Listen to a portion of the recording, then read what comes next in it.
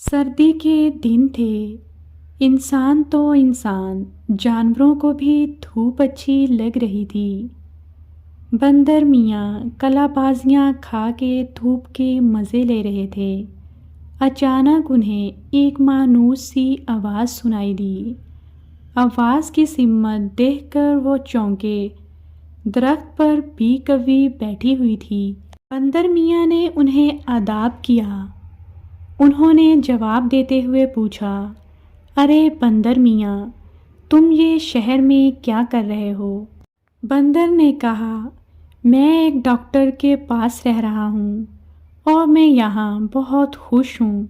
आज़ादी छोड़कर ग़ुलामी में खुश हो, ये तुमने क्या बात कर दी?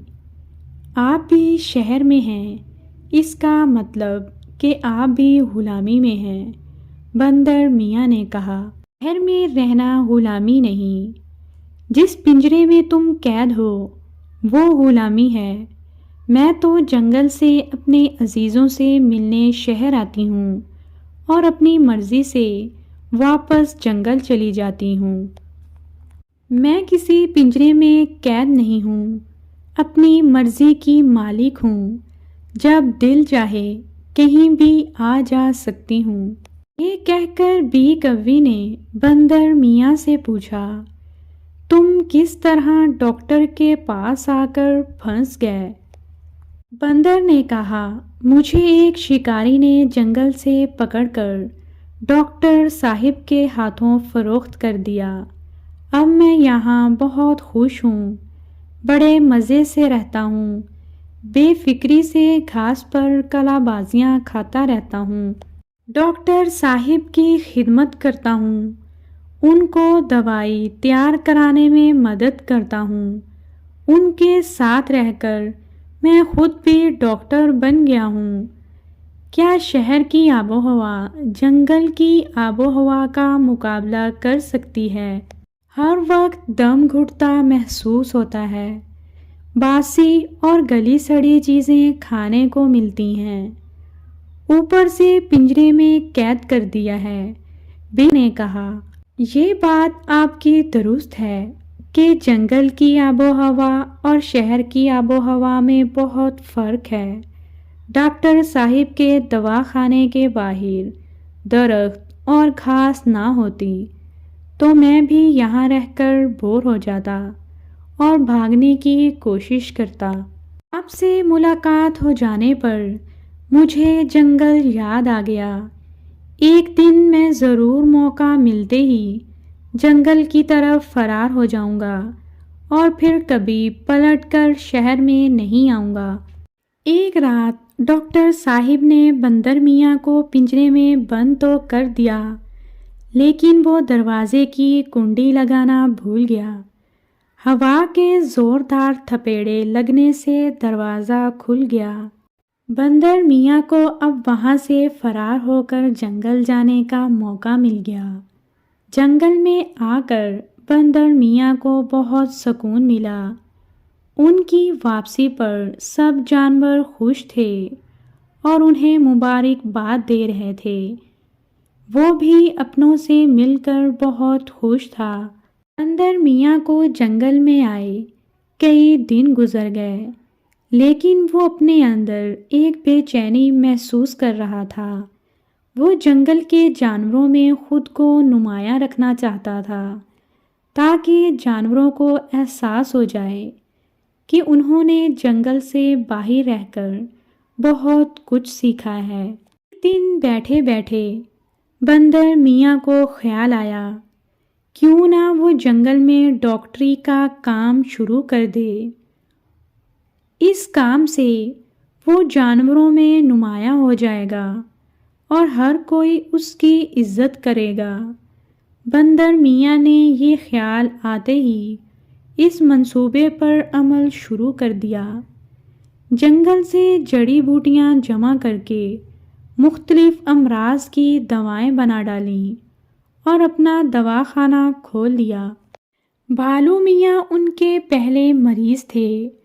उन्हें दांतों की तकलीफ़ थी। मैं तुम्हें दांतों की दवा दे रहा हूँ। ये ऐसी दवाई है کہ دانتوں کو پتھر سے توڑنا چاہو گے تو پتھر ٹوٹ جائے گا لیکن دانت نہیں ٹوٹیں گے۔ بھالو حیران ہو گیا اور پوچھا، کیا واقعی ایسا ہو جائے گا؟ بندر میاں نے اسے یقین دلایا، ہاں ہاں ایسا ہو جائے گا۔ ایسا ہو جانے پر میں تمہارا منہ شہد سے بھر دوں گا۔ بھالو میاں نے خوشی سے اپنے پیلے میلے کچیلے دانتوں کی نمائش کرتے ہوئے کہا۔ بی لومڑی کو چلنے سے ایک پاؤں میں تکلیف ہوتی تھی، وہ بھی علاج کرانے پہنچ گئی۔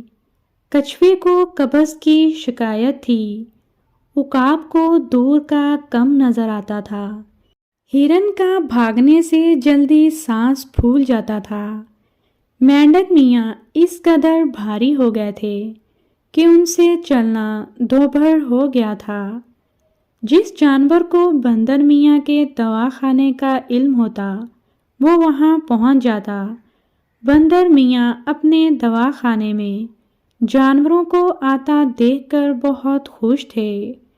ان کا پورا دن جانوروں کو دوائیاں دینے میں گزر جاتا۔ دوا کھانے کے بعد بھالو میاں کے سارے دانت گر گئے۔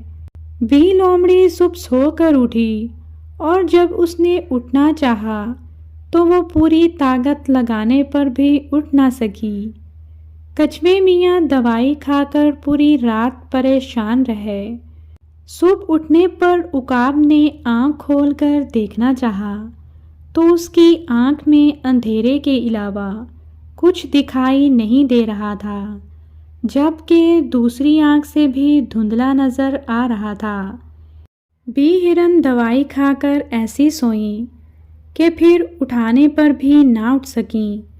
بندر میاں اپنے دواخانے میں بیٹھے مریضوں کا انتظار کر رہے تھے۔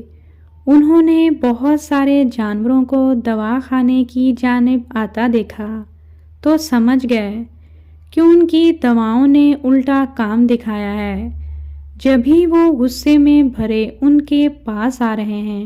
بندر میاں نے آؤ دیکھا نہ تاؤ فوراً دوڑ لگا دی۔ غصے میں بھرے جانوروں نے دواخانے کو خالی پایا تو ان کو اور بھی غصہ آ گیا۔ دور کھڑے بندر میاں تھر تھر کانپ رہے تھے اور اس دن کو بری طرح کوس رہے تھے جس دن انہوں نے ڈاکٹر بننے کا سوچا۔ تمام جانور سخت غصے میں تھے اور بندر میاں کو برا بھلا کہہ رہے تھے۔ بندر میاں کو جانوروں کی تکلیف کا بہت افسوس تھا، ساتھ ہی ساتھ وہ دل میں یہ بھی کہہ رہے تھے کہ جس کا کام اسی کو ساجھے، اور اب ان کے قدم شہر کی جانب دوبارہ اٹھ رہے تھے۔